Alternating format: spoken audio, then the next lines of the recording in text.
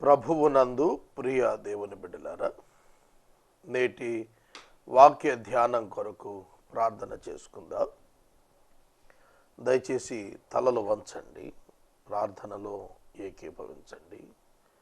Episode సహకారులు కావాలి, గత మాసపు కేబుల్ బిల్ చెల్లించాలి, అలాగే కార్యాలయంలో కొన్ని వస్తువులు అత్యవసరమైన ఉన్నవి ప్రభువు ప్రసాదించేట్లు ప్రార్థన చేద్దాం.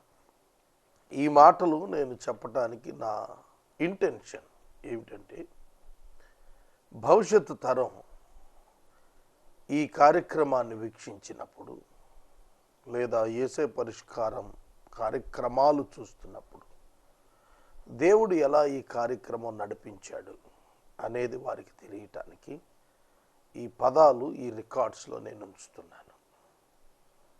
గుర్తెరగండి, ప్రార్థించండి. ప్రార్థన. మమ్ములను మిక్కిలిగా ప్రేమిస్తున్న మా యేసు, మా రక్షక, మా ప్రభువా, మీకు వందనములు, స్తోత్రములు. ప్రభు, ఈ రాత్రి మీ వాక్యము ధ్యానింప భాగ్యము కలిగి ఉన్నాము. ఇది నిజముగా భాగ్యమే ప్రభు, లోకాధికారులకు లేని భాగ్యము, లోకములు శ్రేష్ఠులకు లేని భాగ్యము దీనులమైన మాకిచ్చారు. స్తోత్రాలు. నేటి వాక్య ధ్యానం మాకు దీవెనగా ఇవ్వండి. మా ప్రార్థన మనవులు దయచేయండి. ప్రభు, ఎపిసోడ్ సహకారులను పంపండి. రక్షకుడైన యేసు నామమున నేటి ప్రేక్షకులను ఆధ్యాత్మిక అభివృద్ధికి నడపమని అడుగుచున్నాము తండ్రి. ఆమేన్.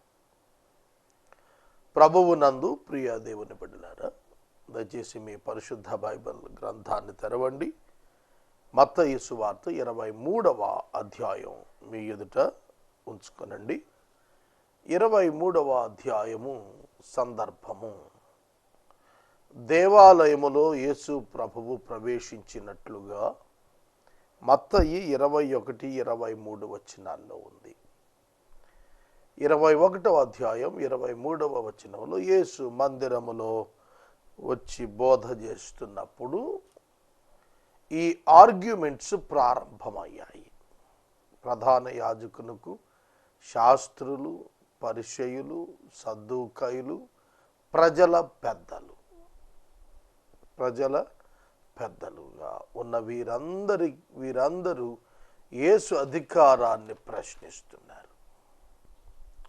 యేసుక్రీస్తు అధికారాన్ని ప్రశ్నిస్తున్నారు. యేసు ప్రభువు వారితో 21వ అధ్యాయంలోని మాటలు, 22వ అధ్యాయంలోని మాటలు మొత్తం చెప్పారు.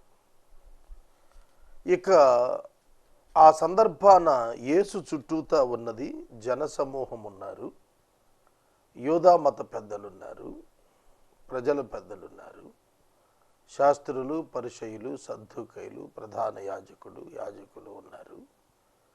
ఈ గుంపుతో పాటుగా జనసమూహము పాటుగా శిష్యులున్నారు. శిష్యులు యేసు మాటలు క్షుణ్ణంగా, తీవ్రంగా వింటున్నారు. 24వ అధ్యాయం మనం చూచినప్పుడు యేసుక్రీస్తు ప్రభు దేవాలయాన్ని విడిచి బయటకు వచ్చినట్టుకుంది. 21వ అధ్యాయం 23వ వచనంలో దేవాలయంలోనికి వెళ్ళాడు. 24వ అధ్యాయం 1వ వచనం వివరంలో దేవాలయం నుండి వెలుపటికి వచ్చాడు. ఈ మధ్య దేవాలయంలో 22వ అధ్యాయం 23వ అధ్యాయం ఆయన మాట్లాడాడు. దేవాలయంలో ఆయన మాట్లాడినటువంటి మాటలు గంభీరమైన మాటలు. కడిగి పారేశాడు అంటారు, చూశారు, ఊడ్చి పారేశారు అంటారే, అది అక్కడ జరిగింది. 2 మాటల్లో చెప్పాలంటే, తెలుగు భాషలో తీవ్రమైన పదజాలంలో చెప్పాలంటే, కడిగాడు, తుడిచవతల పారేశాడు. ఎవ్వడు మాట్లాడకుండా చేశాడు యేసు ప్రభు. సోదరుడా, సోదరి, దేవుని యొక్క అద్భుతమైనటువంటి మాటలు యేసు వారి మధ్యన ఉంచాడు. ప్రజలకు వారిని చూపిస్తూ ఒక డిమానిస్ట్రేషన్ ఆయన గంభీరమైన డిమానిస్ట్రేషన్ చేశాడు. ప్రధాన యాజకులను, ప్రజల పెద్దలను దొంగలుగా నిలబెట్టేశాడు. అర్థమవుతుందా? చాలా గంభీరమైన సందేశాలు ఇవి. వీటిని మనం ధ్యానం చేస్తున్నాము. ఇప్పటికే మత్తయి సువార్త 150 ఎపిసోడ్స్ మనం ధ్యానించాం.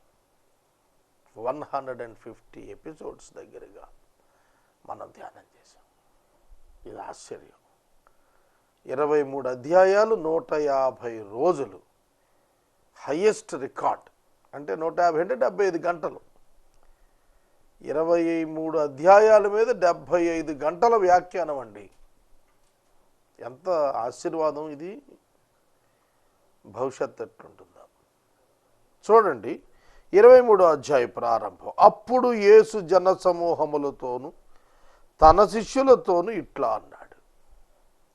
శాస్త్రులను పరిసయ్యులను మోషే పీఠమందు కూర్చుండు వారు. ఇక్కడ ఈ సందర్భం ఎందుకు చెబుతున్నాడు ప్రభు? ఒక ప్రక్క వాళ్ళను గద్దించాడు, మరొక పక్క వారి స్థానాన్ని గురించి మాట్లాడుతున్నాడు. Importance of the role of the Pharisees and the scribes. పరిసయ్యులు, శాస్త్రులు వారు కూర్చుండే స్థలం మోషే పీఠం. That's very important place for the Jews. యూదులకు ఆ మోషే పీఠం అనేది ప్రాముఖ్యం. మోషే పీఠం అంటే ఒక కుర్చీ కాదండు. అది మోషే పీఠం అంటే in the place of Moses. They are doing the work in the place of Moses or in continuation of the work of Moses. ఇశ్రాయేలీయులకు అహరోను ప్రధాన యాజకుడిగా ఉన్నప్పుడు మోషే ధర్మశాస్త్రాన్ని గుర్చిన బోధ ప్రజలకు చేశాడు. ద్వితీయ ఉపదేశకాండం చివరి భాగంలో అహరోను బోధించరా, మోషే బోధించాడు. కనుక మోషే బోధించినవి నువ్వెవరు మోషే చెప్పటానికి? నేను బోధించుకుంటాను అని అహరోను అనలా. అహరోను యాజకత్వం, మోషే నాయకత్వం. Leader of the people. ప్రతి నాయకునికి బాధ్యత ఉన్నది. సమాజాన్ని ఉద్దేశించి నడిపించాల్సిన బాధ్యత ఉన్నది. నేటి మన దొంగ నాయకుల్లా కాదు, నేటి మన అబద్ధ నాయకుల్లా కాదు, నేటి మన కరప్ట్ నాయకుల్లా కాదు. అర్థమవుతుందా? కనుక ఆ నాయకులు వారి స్థానం ఎంత గొప్పదో వర్ణించాడు. గనుక వారు మీతో ఏం చెబుతారో వాటిని అనుసరించి గైకోనండి. అయినను కండిషన్ ఒకటి చెప్పాడు. అయినను వారి క్రియల చొప్పున చేయకండి, వారు చెప్పుదురే కానీ చెయ్యరు. ఈ పదాలు నేటి వాక్య ఉపదేశకుల గుండెలు చీల్చాలి.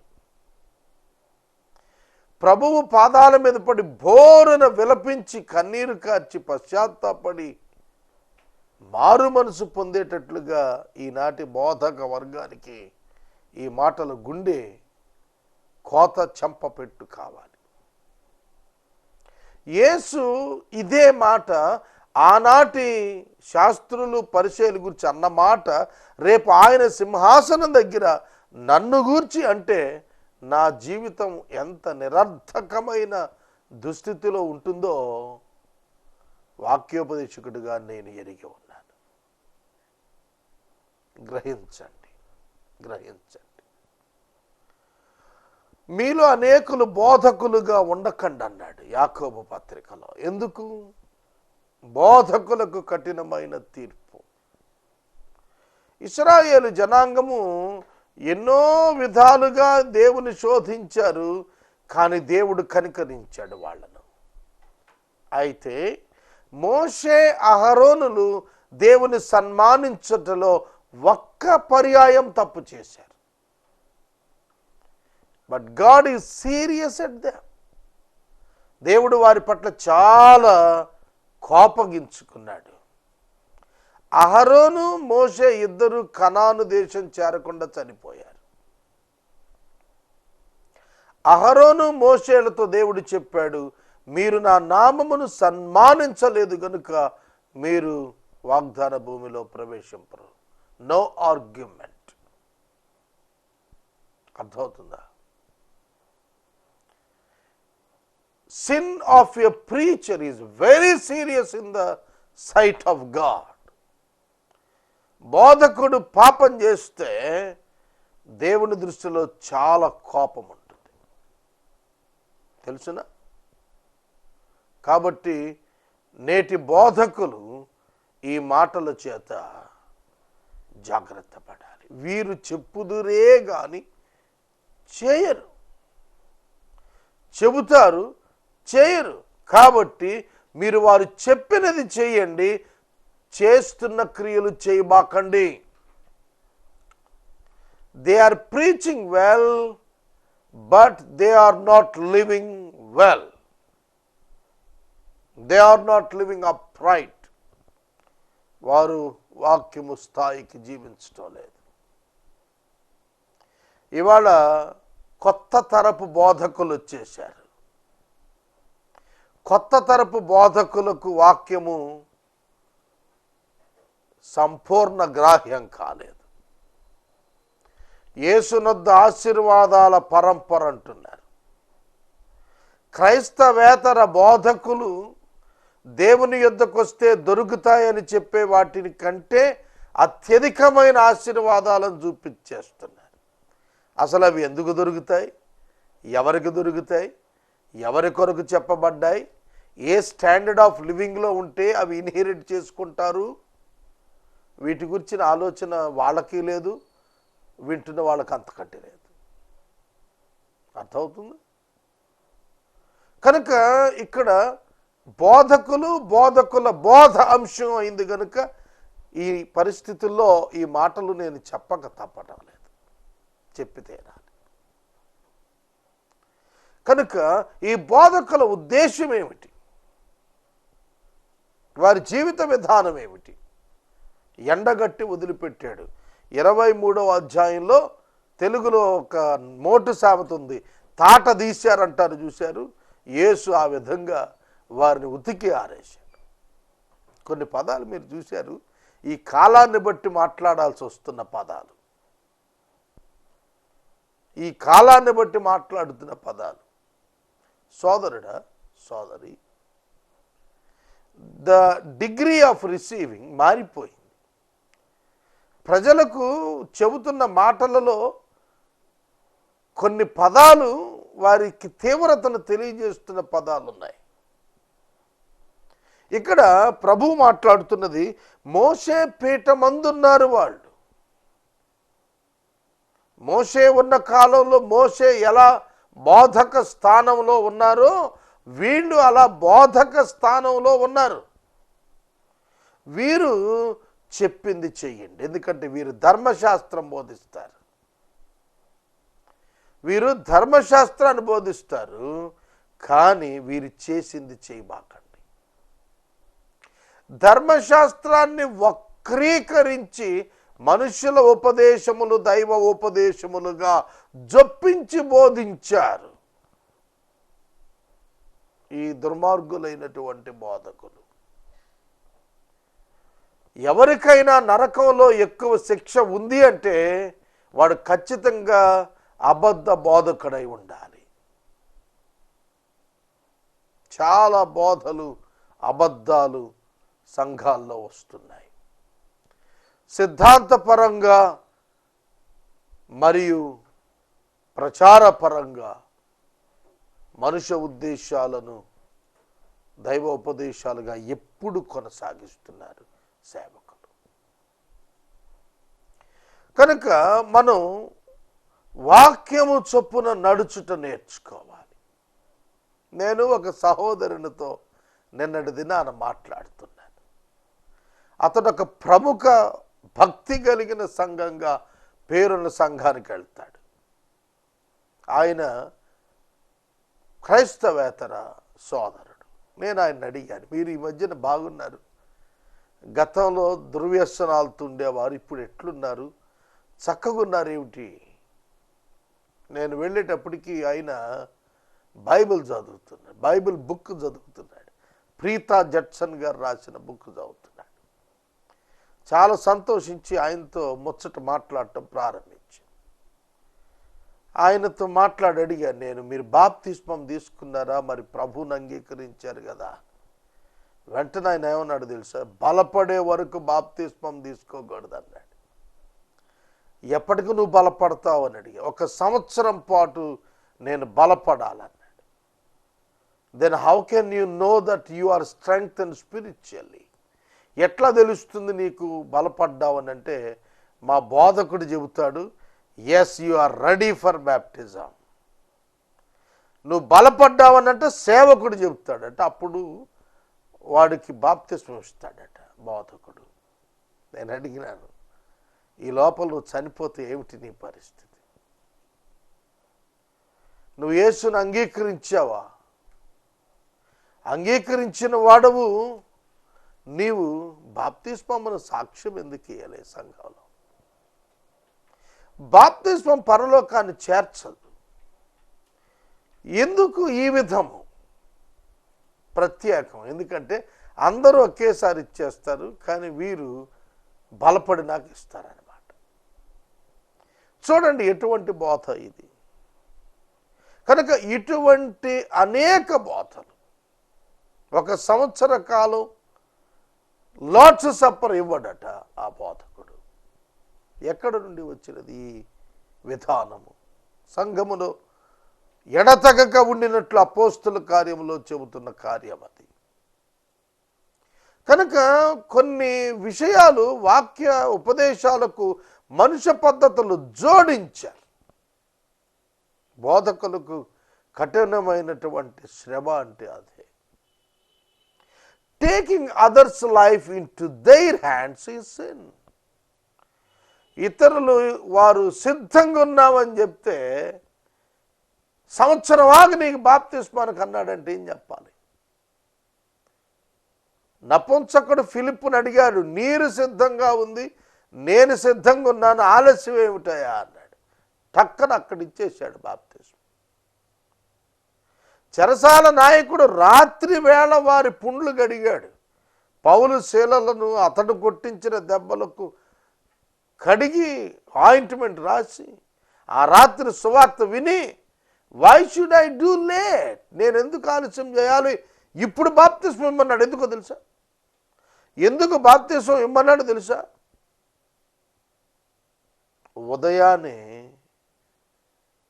ఉదయాన్నే అతన్ని చంపేస్తాడు. ఎందుకంటే చెరసాల బ్రద్దలైపోయింది, ఖైదీలందరి చేతులకున్నవి రాలిపోయాయి. అతడు ఉదయాన్నే అతని మీద డిసిప్లినరీ యాక్షన్ కింద ఏ మెమోస్ అయినా రావచ్చు, ఎట్లాంటి కండిషన్ అయినా రావచ్చు, నాకు బాప్తిస్మం ఇచ్చేయమన్నాడు. బోధకుడు అయిపోయాడు. తర్వాత same night he was given baptism. రాత్రిపూట ఇచ్చాడు పౌలు గారు. చూడండి, ఇటువంటివి నమూనాగా చెబుతున్నాను. నాకు అవకాశం వచ్చినప్పుడల్లా ఇట్లాంటి విషయాలు నేను చెబుతూ ఉంటాను. మరి అతిపెద్ద భక్తి కలిగిన సంఘంగా దానికి పేరు. కనుక అనేకమైన విషయాలు వక్రీకరణకు గురవుతున్నాయి వాక్య ఉపదేశంలోనివి. వాటిని బైబిల్ ప్రకారముగా విశ్వాసులు బెరయ విశ్వాసుల వలె తయారు కావాలి. బెరయ విశ్వాసుల వలె తయారు కావాలి. బోధకులు బోధిస్తున్నవి ఆ విధముగా ఉన్నవో లేవో, they should recheck in the scriptures. వారు బోధించినవి చేయండి, వారు చేస్తున్నవి చేయకండి. కనుక వారి క్రియల చొప్పున వారు చేయరు, వారు మాట్లాడుతారే ఉంటారు. వారి క్రియలు చేయరు, మాటలు చెబుతారు. వారి క్రియలు వేరుగుంటాయి. Don't take their actions as the role model. వారి క్రియలను రోల్ మోడల్గా తీసుకోకండి. నాకు తెలిసిన ఒక బోధకుడు ఉన్నాడు, అతి పెద్ద బోధకుడు, చాలా దేశాలు వెళ్ళి వాక్యం చెప్పాడు. నన్ను చూచి చాలా ఆసక్తి ప్రదర్శించాడు. నేను కూడా ఆయనంటే భక్తిభావం ప్రదర్శించి చాలా ప్రేమించుకున్నాం ఇద్దరం. ఆయన ఏ వాక్యం చెబుతాడో నేను కూడా అదే వాక్యం చెబుతాను. ఆయన నన్ను 20 సంవత్సరాలు 18 సంవత్సరాల్లో he never sent me to any meeting. ఒక్క చోటకి కూడా నన్ను పంపలేకపోయాడు. అనేక మంది బోధకులను పంపించాడు, కానీ నా వరకు వచ్చేప్పటికి పంపటానికి ఇష్టపడలేదు. ఎందుకు తెలిసిన, నన్ను పంపిస్తే ఆయనకి పిలవరేమో అనే బాధ. అది అసంబద్ధమైనటువంటి ఆలోచన. నేను ఎందుకు చెబుతానంటే, వారు చెబుతారు కానీ చేయరు. వారు చెబుతారు కానీ అది చేయరు. అతను ప్రఖ్యాతమైన అంతర్జాతీయ గొప్ప బోధకుడు. నేను ఎందుకు చెబుతానంటే, ఇట్లాంటి ఉదాహరణలు సమాజంలో ఇవి ఉన్నవి. ఇప్పుడు ఈ సమాజంలో ఉన్న ఈ వ్యక్తులను do not take them as the role models. అర్థమవుతుందా? కనుక సన్యాసుల మఠం ప్రారంభించిన వ్యక్తులు లంచములకు అక్రమార్జనలకు పాల్పడుతుంటే సమాజం ఎట్లుంటుంది? క్రైస్తవ సన్యాసులుగా పేరుగాంచిన వ్యక్తులు, అంటే భార్య బిడ్డలు లేని వారు కోట్లకు పడగలెత్తే ఆలోచనలు చేస్తుంటే వారిని ఏమంటాం? వీరే ఆ బోధకులు. ఎవరు? ధనాపేక్ష కలిగి ఉండద్దు, పీఠం మీద బోధ, కిందకు దిగొచ్చి సూట్ కేసుల్లో డబ్బులు గుంజుకునే విధానం. అర్థమవుతోందా సోదరుడా, సోదరి? వారు చెప్పినది చేయరు. Be careful about their actions. వారి క్రియలను గురించి జాగ్రత్తగా ఉండండి, వాటిని చేయబాకండి. కనుక మా పాస్టర్ గారు ఇలాగే చేస్తాడండి అని మీరు కూడా అలాగే మొదలు పెడుతున్నారా? మా బోధకుడు ఇలాగే ప్రవర్తిస్తున్నాడని మీరు మొదలెడతారా? ఇవాళ చాలామందికి బెస్ట్ రోల్ మోడల్స్ ఎవరో తెలుసిన? షార్ట్ టైంలో, తక్కువ సమయంలో, పబ్లిక్లో బాగా ఫేమ్లోకి వచ్చిన వాళ్ళను యవనస్తులైన వారు మోడల్గా పెట్టుకుంటున్నారు. బీ కేర్ఫుల్, జాగ్రత్త.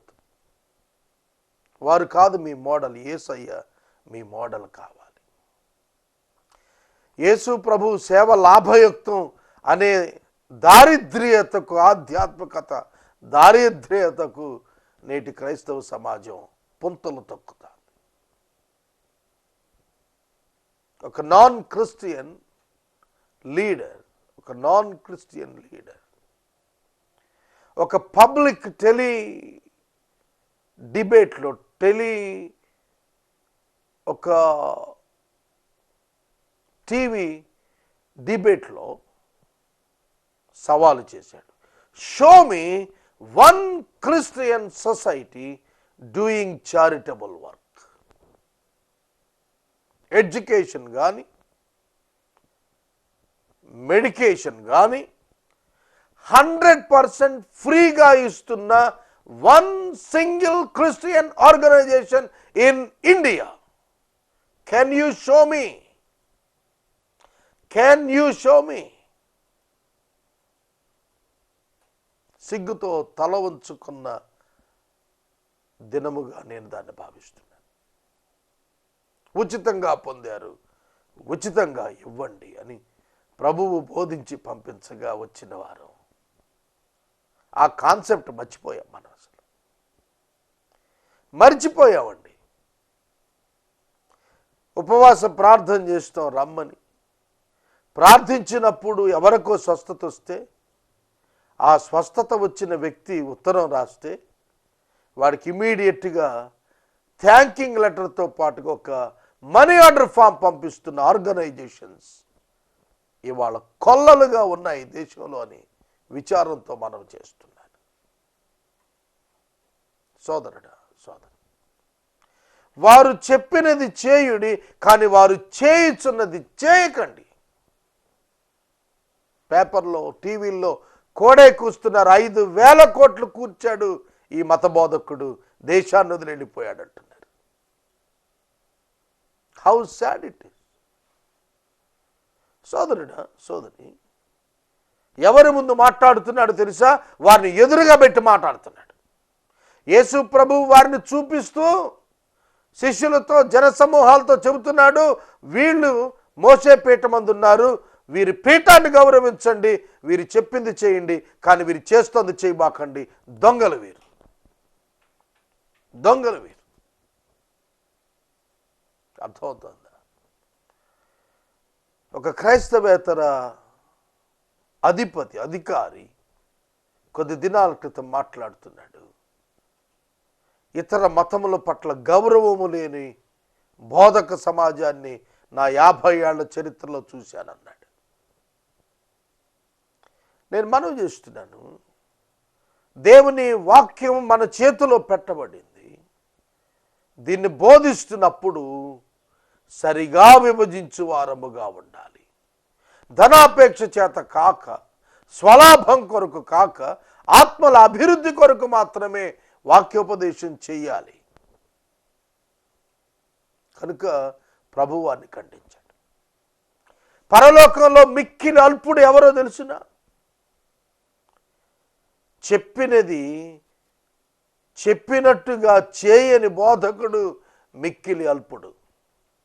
ఎవరు గొప్పవాడో తెలిసినా? బోధించినది చేసి చూపించిన వాడు పరలోకంలో గొప్పవాడని యేసు ప్రభు స్వయంగా చెప్పారు. కనుక బోధకులు చెప్పినది చేయుడి, వారు చేస్తున్నది చేయకండి. Take the word of God as the model, not the actions of the preachers. ఇవాళ మతిలేని తత్వాలు బయటకు వస్తున్నాయి. ఇబ్బిడి ముబ్బిడిగా బోధక వర్గాలు ప్రారంభమవుతున్నాయి. Whom I have to believe? ఒక నాన్ క్రిస్టియన్ నన్ను నిలదీసి అడిగాడండి, ఎందుకు నమ్మాలి, ఏం నమ్మాలి? ఒక్కొక్కడు చెప్తున్నాడు, ఏం నమ్మాలి? No consistency in the teaching. సోదరుడా, సోదరి, నేను మనవి చేస్తున్నాను, వాక్యం ఒక్కటే పలు విధాల పరివర్తనలోనికి ఎందుకు తెస్తున్నారు? ఎవరిష్టం వారిది, ఎవరి లాభం వారిది, ఎవరి సంతోషం వారిది, ఎవరి ధనాపేక్ష వారిది. కుదరదు. నో. మోయ శక్యము కాని బరువులు కట్టి మనుషుల భుజముల మీద వారు పెడతారు కానీ తమ వ్రేలుతోదైన దాన్ని కదిలింపరు. మనుషులకు కనబడి నిమిత్తం తమ పనులు చేస్తారు, తమ రక్షరేకులు వెడల్పు చేస్తారు, చెంగులు పెద్దవి చేస్తారు, విందుల్లో అగ్రస్థానాలు కోరుతారు, సమాజ మందిరాల్లో అగ్రపీఠాలు కోరుతారు, సంత వీధుల్లో వందనాలు కోరుతారు, మనుషుల చేత బోధకులను పిలువబట్టడానికి ఇష్టపడుతూ ఉంటారు. They want to expose themselves. It is sin in the sight of God. రేపు చెబుతాను. Exposure of the servants of God is in the sight of God, it is sin. God displeased all these things. ఈ విషయాలన్నీ ఆయన దుఃఖపడ్డాడు, సంతోషపడ్డాడు. రేపటి దినం ధ్యానిద్దాం. Episode సహకారులు కావాలి, ప్రార్థింపమన్నవి. ప్రార్థన. మమ్మను మిక్కిలిగా ప్రేమిస్తున్న తండ్రి, వందనాలు. బోధకులపై నాకు ఆయాసం లేదు ప్రభు, మీ ఎదుట నేను ఒప్పుకొని ప్రార్థిస్తున్నాను. నేటి పరిస్థితులపై ఆవేదన ఉన్నది, దానినే ఈ దినం నేను మాట్లాడాను. ప్రజలు వాక్యం విన్నవారు దీనిని విమర్శగా కాక పరిస్థితులు ఇవన్నీ అర్థం చేసుకుని తమ జీవితాలు వాక్యం చేతనే నిర్మాణం చేసుకోవటానికి, బోధకుల క్రియల చేత కాక వాక్యం చేత నిర్మించుకోవటానికి కృపనిమ్మని అడుగుచున్నాను.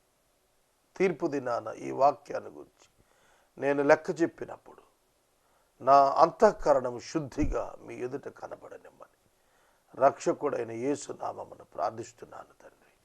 ఆమేన్. తండ్రి అయిన దేవుని ప్రేమ, కుమారుడైన యేసయ్య కృప, పరిశుద్ధాత్ముని యొక్క అన్యోన్య సహవాసం సదాకాలం మనందరికీ తోడై ఉండునుగాక. ఆమేన్.